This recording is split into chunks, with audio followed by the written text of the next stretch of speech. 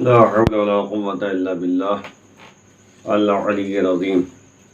أعوذ بالله من الشيطان اللعين الرجيم. بسم الله الرحمن الرحيم. الحمد لله والصلاة والسلام رب اشرح لي صدري ويسر لي أمري واحلل عقدة من لساني يفقهوا قولي. أما بعد. اعزائي گرامی، پہلی ماہ مبارک رمضان سے آپ کے سامنے جو دعاؤں کا ایک سلسلہ شروع کیا جا رہا ہے، دعا کا ترجمہ اور مختصر سی وضاحت، تاکہ ہم یہ سمجھ سکیں کہ ہم اس مہینے میں ہر روز بارگاہ معبود میں کون سی دعا پڑھ رہے ہیں اور کیا مانگ رہے ہیں. کیونکہ ہم ظاہر سی بات ہے کہ اہل بیت اطہار نے جو ہمیں تعلیم دی ہے، دعا مانگنے کا سلیقہ اور طریقہ بتایا ہے، اس کے مطابق ہم گفتگو بارگاہ معبود میں کرتے ہیں. اور اسی لیے جو ہے یہ دعاؤں کا مہینہ ہے، مغفرت کا مہینہ ہے. ہمیں ہر روز جو ہے کچھ نہ کچھ پیغام جو ہے اس دعا سے ملتا ہے. اور بھی دعائیں ہیں، وقت ملے گا تو انشاءاللہ آپ کی خدمت میں مختلف دعاؤں کا ترجمہ اور تفصیل سے نوازا جائے گا. لیکن فی الحال جو ہے روزانہ کی دعا جو مختصر سی وضاحت کے ساتھ آپ کے سامنے پیش کیا جا رہا ہے، اس میں ذرا غور کریں گے آپ کہ آخر جو ہے پروردگار عالم کی بارگاہ میں ہم لوگ کون سے دعا مانگتے ہیں اور کس طرح سے یعنی سلسلہ جو ہے دعاؤں کا چلتا ہے. دیکھیے، 5ویں دن کی دعا وہ یہ ہے کہ بسم اللہ الرحمن الرحیم، اللہم اجعلنی فیہ من المستغفرین واجعلنی فیہ من عبادک الصالحین القانتین واجعلنی فیہ من اولیائک المقربین برأفتک یا ارحم الراحمین. توجہ کریں گے آپ کہ پہلا جملہ جو بارگاہ معبود میں ہم ادا کرتے ہیں کہ اللہم اجعلنی فیہ من المستغفرین، پالنے والے ہمیں اس مہینے میں، فیہ نہیں اس مہینے میں ہمیں قرار دیں، مستغفرین میں سے قرار دیں، استغفار کرنے والوں میں سے قرار دیں. استغفر اللہ ربی و اتوب الیہ، جس طریقے سے آپ دیکھیے جب شب قدر میں آپ جو ہے یعنی اعمال کرتے ہیں تو نماز کے بعد جو ہے کہا گیا 70 مرتبہ استغفر اللہ و اتوب الیہ پڑھ گیا. استغفر اللہ و اتوب الیہ، استغفر اللہ و اتوب الیہ. تو اب آپ غور کریں، استغفر اللہ و اتوب الیہ کا مطلب کیا ہوا؟ ہم اللہ کی بارگاہ میں استغفار کرتے ہیں، طلب مغفرت کرتے ہیں، دعا کرتے ہیں کہ اللہ ہمیں معاف کر دے، ہمیں ہماری مغفرت عطا فرمائے، ہماری مغفرت کرے. اور وَأَتُوبَ إِلَيْهِ، اور ہم اسی کی بارگاہ میں توبہ کرتے ہیں. تو دیکھیں یہ جو ہے استغفار کرنے والے جو افراد ہوتے ہیں وہ بہرحال جو ہے قریب سے قریب تر ہوتے چلے جاتے ہیں بارگاہ معبود میں، یعنی ان کا رتبہ جو ہے، ان کا مرتبہ اعلیٰ ہو جاتا ہے. آپ دیکھیں اہل بیت اطہار نے بارگاہ معبود میں استغفار کر کے ہمیں بتایا کہ ہمیں جو ہے یہ سمجھنا اور سوچنا چاہیے کہ جب اہل بیت اطہار معصوم ہیں، وہ بارگاہ معبود میں استغفار کر رہے ہیں، تو ہم تو گنہگار ہیں، تو ہمیں کس طرح استغفار کرنا چاہیے. لیکن یاد رکھیے گا، استغفار اور توبہ کی منزل وہ ہوا کرتی ہے جو ہر ایک کے بس کی بات نہیں ہوتی. شیطان جو ہے انسان کو ورغلاتا رہتا ہے، بہکاتا رہتا ہے اور ٹال مٹول کرنے کے لیے وادار کرتا ہے. لیکن یہ مہینہ وہ مہینہ ہے جس طرح خطبہ شعبانیہ میں یہ بیان کیا گیا کہ شیطان کو زنجیروں میں جکڑ دیا گیا ہے. تو اب جب شیطانوں کو زنجیروں میں جکڑ دیا گیا ہے تو اب ہمیں یہ سمجھنا ہوگا کہ ہم جو ہے شیطان ہمیں بہکا نہیں سکتا. جب شیطان ہمیں نہیں بہکا سکتا تو ہمیں چاہیے کہ ہم جو ہے بارگاہ معبود میں گناہوں کا اقرار کریں اور اس کے بعد جو ہے باقاعدہ جو ہے دعا مانگیں. اسی لیے آپ دیکھیں خطبہ شعبانیہ میں ایک جملہ ہے کہ توبوا الی اللہ من ذنوبکم. آپ غور کریں کہ توبوا الی اللہ من ذنوبکم، اپنے گناہوں کے سلسلے میں اللہ کی بارگاہ میں توبہ کرو، طلب مغفرت کرو، توبہ کرو، پلٹ جاؤ اللہ کی بارگاہ میں۔ وَارْفَعُوا إِلَيْهِ أَيْدِيَكُمْ بِالدُّعَاءِ فِي أَوْقَاتِ صَلَاتِكُمْ فَإِنَّهَا أَفْضَلُ السَّاعَاتِ۔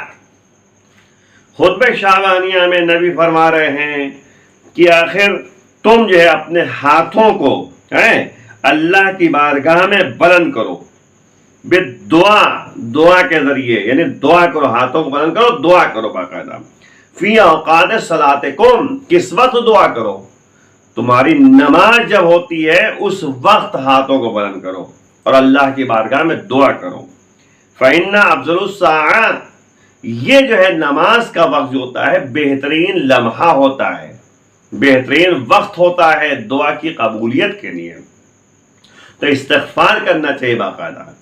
آپ جو ہے ایک دعا پڑھتے ہیں، یا علی یا عظیم یا غفور یا رحیم، یہ دعا آپ پڑھیے، اس کا ترجمہ غور سے آپ سمجھیے۔ انشاءاللہ جو ہے وقت ملے گا تو ہم بیان کریں گے، تو آپ اس میں غور کریں، ہر دعا میں غور کریں کہ اس دعا میں کہا جا رہا ہے کہ پروردگار ہمیں اس مہینے میں مستغفرین میں سے قرار دے، اور اسی لیے خطبہ شعبانیہ باقاعدہ جو ہے بیان کیا گیا ہے کہ ینظر اللہ عز وجل فیہا بالرحمت علی عبادہ، اور اس اوقات صلاۃ میں نماز کے وقت جو ہے اللہ کی نظر رحمت ہوتی ہے بندوں کے سلسلے میں، اللہ دیکھتا ہے رحمت کے ساتھ اپنے بندوں کی طرف، تو اللہ کی مہربانی ہوتی ہے، اللہ کی رحمت ہوتی ہے۔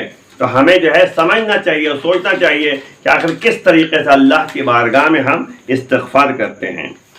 پھر جو کہتے ہیں کہ یہاں پہ دیکھیں جلدی صاحب کے سامنے کہ یجیبہم اذا ناجوہ، اور جب یہ مناجات کرتے ہیں، اللہ سے راز و نیاز کرتے ہیں، استغفار کرتے ہیں، گناہوں کا اقرار کرتے ہیں، دعا مانگتے ہیں، تو اللہ ان کی دعاؤں کو قبول کرتا ہے۔ وَيُلَبِّيهِمْ اِذَا نَادُوهُ، جب جو ہے پکارتے ہیں افراد، اللہ کو پکارتے ہیں، تو اللہ جو ہے وہ باقاعدہ متوجہ رہتا ہے، کہتا ہے ہاں بتاؤ تمہیں کیا چاہیے۔ وَيَسْتَجِيبُ لَهُمْ اِذَا دَعَوْا، یعنی جب جو ہے اللہ کو پکارتے ہیں یہ لوگ، دعا کرتے ہیں، ہے نا، تو اللہ استجابت کرتا ہے، یعنی اس کی دعا کو قبول کرتا ہے۔ تو وہی کہا جا رہا ہے اس دعا میں کہ پروردگار ہمیں اس مہینے میں مستغفرین میں سے قرار دے۔ اب آپ دیکھیے اسی کا خطبہ شعبانیہ میں بیان کیا گیا، ایھا الناس، اے لوگوں، ان انفسکم مرہونۃ باعمالکم، غور کیجئے گا کہ بے شک تمہارے نفس جو ہے تمہارے اعمال پر ڈیپینڈ ہے، مرہون اعمال ہے، جیسے تم اعمال کرو گے ویسے ہی تمہارا نفس ہوگا۔ فَفَكُّوهَا بِاسْتِغْفَارِهَا، اور تم جو ہے اپنے استغفار کے ذریعے کیا کرو، استغفار جب کرو گے تو اس کے ذریعے جو ہے ان نفسوں کو جو ہے اس بلندی تک پہنچا دو۔ تو غور کیجئے گا کہ اعمال کو درست کرنے کے لیے استغفار کرنا پڑے گا، اعمال کو صحیح کرنے کے لیے اللہ کی بارگاہ میں طلب مغفرت کرنا ہوگا۔ اور یاد رکھیے کہ استغفار کا مطلب کیا ہوتا ہے؟ استغفار کا مطلب یہ ہوتا ہے کہ جب ایک شخص نے استغفر اللہ ربی واتوب الیہ کہا تو مولا کائنات نے جب سنا تو کہا تمہیں پتہ بھی استغفار کس سے کہتے ہیں؟ کہا مولا بہتر آپ جانتے ہیں۔ کہا کہ استغفار میں شرطیں پائی جاتی ہیں۔ پہلی شرط یہ ہے کہ استغفار کر رہے ہو تو جس کا حق تم نے مارا ہے اس کے حق تو پہنچا دو اس کے تک۔ اگر کسی کا حق مارا ہے کسی لحاظ سے بھی تو اس کے حق کو اس تک پہنچاؤ، چاہے پیسے کے لحاظ سے ہو، چاہے زبان کے لحاظ سے ہو، چاہے کسی بھی لحاظ سے ہو، ہمیں اس حق کو اس تک پہنچانا ہوگا۔ دوسری بات مولا فرما رہے ہیں کہ شرط دوم یہ ہے کہ تم جو ہے حقوق الناس کو ادا کرو، اس کے بعد استغفار کرو۔ پھر مولا نے کہا استغفار کا مطلب یہ ہوتا ہے کہ پہلے حرام غذا کے ذریعے تمہارا گوشت جو بنا ہے اسے پہلے پگھلاؤ، اس کے بعد جو ہے توبہ کرو، استغفار کرو۔ بہرحال وَاجْعَلْنِ فِيهِ مِنْ عِبَادِكَ الصَّالِحِينَ، پالنے والے ہمیں اس مہینے میں اپنے صالحین بندوں میں سے قرار دیں جو عمل صالح انجام دیتے ہیں.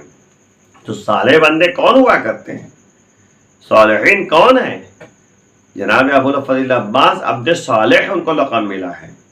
تو اگر واقعاً جو ہے اللہ کی بارگاہ ہم دعا کرتے ہیں کہ پروردگار ہمیں ان بندگان میں سے شمار کر قرار دے جو صالحین ہیں، تو عبد صالح جناب ابو الفضل عباس ہیں. تو ہمیں جناب عباس کی فضیلت کو پیش نظر رکھتے ہوئے ان کے بتائے ہوئے راستے پہ چلنا ہے اور ان کا کردار اپنانا ہے.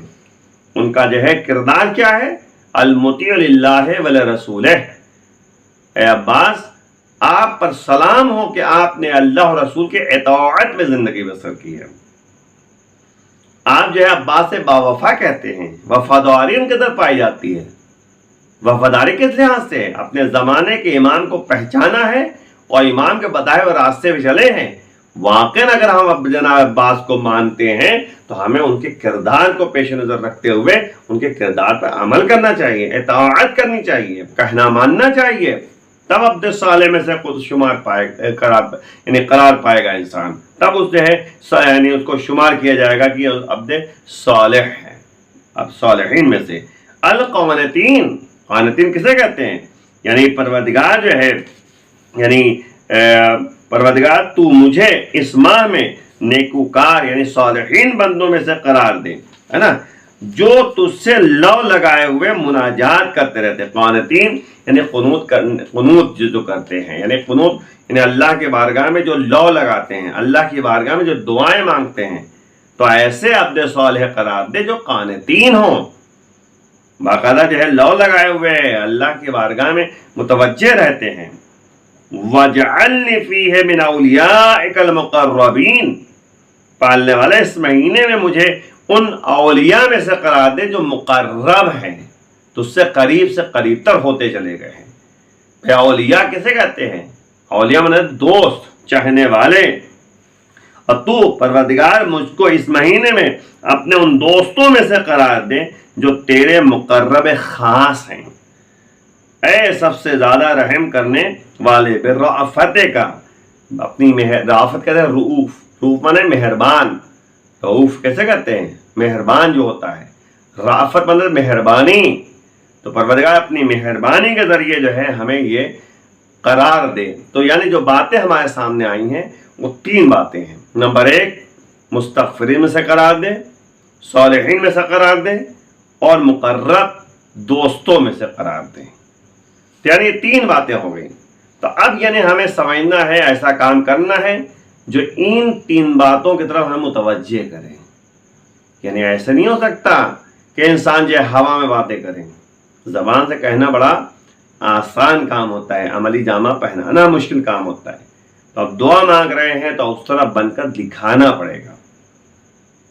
اسی لیے جو ہے عبد صالح اور مستغفرین اور مقرب دوستوں میں سے قرار پانا ہے. تو ہمیں وہی کام کرنا ہے جو جناب ابو الفضل عباس نے کیا، جو مختلف جو ہے علی کے چاہنے والوں نے کیا، اہل بیت کے چاہنے والوں نے کیا. سلمان فارسی، ابو ذر غفاری اور مقداد اور عمار جیسے افراد، مالک اشتر جیسے افراد نے جو ہے اپنی زندگی گزاری ہے. ویسے ہمیں گزار کر جو ہے صحیح معنوں میں اللہ سے قریب تر ہو سکتا ہے. وآخر دعوانا ان الحمد للہ رب العالمین.